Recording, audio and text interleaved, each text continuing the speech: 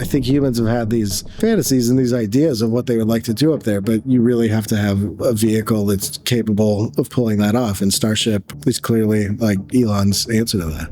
So the Starship is this deceptively simple idea. It's a world's most complicated high-performance rocket, and it's designed to transport cargo to Mars in 100-ton increments. Where we are today with New Space ultimately is really because of the dollar per kilogram that has decreased significantly over time. We're coming down somewhere on that scale, but there's a long way to go. And so that's where things like Starship is going to be, unlock even more things.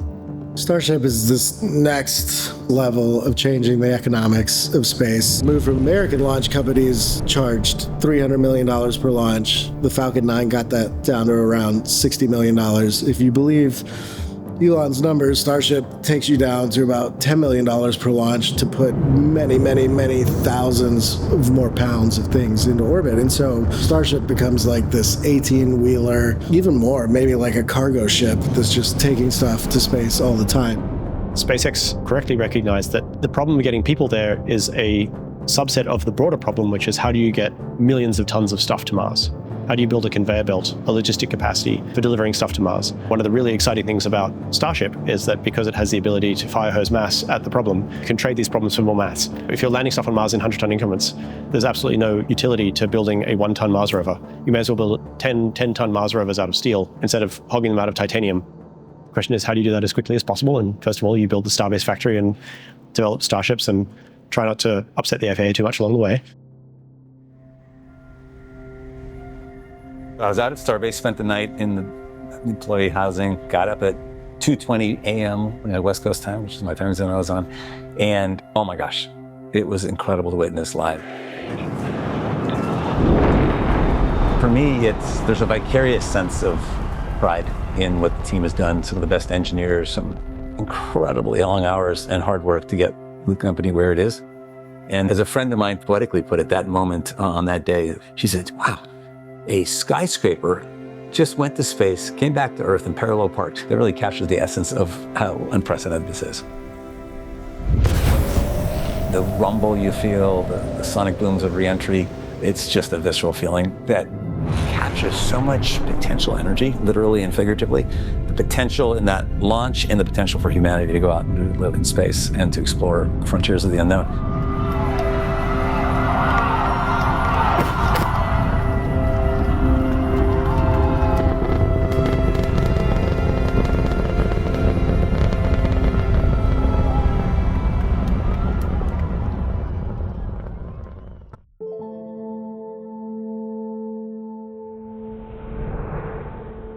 I think of it as like the early days of the internet, laying fiber all around the world, building the data centers that would support the internet. And you put down this infrastructure layer, and then like all the creativity and new ideas come. We're just in the process of like flipping that switch. And so now is like the time when we need new ideas.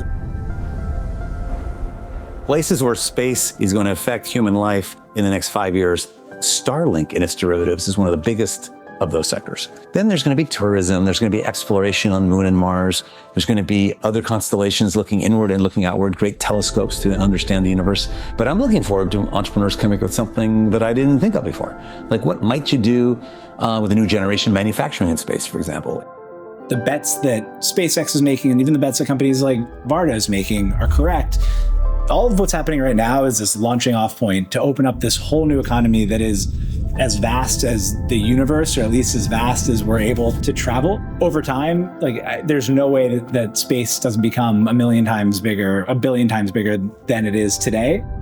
There won't be just a space mission every 6 months. It will be essentially commonplace. And it's going to take so many people that want to be in space, people that are like here on Earth building the infrastructure, the communication, helping solve the medical challenges that will exist, really building that space economy that will even necessitate so many people in space. So the opportunity is going to go from a select few to the many in a very short period of time. We're going to see a lot more in-space services. So things like refueling spacecraft will become irrelevant. Basically, it'll make it so that all you have to build for your spacecraft is the thing that you actually specifically care about, and the rest of it gets commoditized and provided to you in orbit.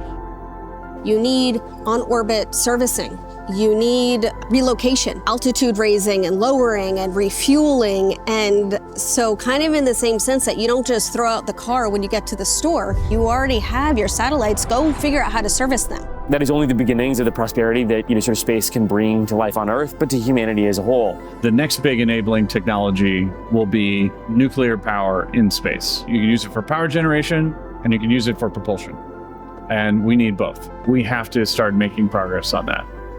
People want to do asteroid mining, send more or less like a robot to an asteroid and have it harvest literally tons of precious materials, like the amount of stuff that would just dwarf what we have on Earth. People want to create giant data centers in space. We have companies that are actually making space habitats now. This also used to seem crazy, but seems real. We just have this bloom of activity taking place on all these fronts that seemed like science fiction 5 years ago. I think the fundamental thing is nothing is solved. And when people think that they have something solved is honestly probably when they're most wrong.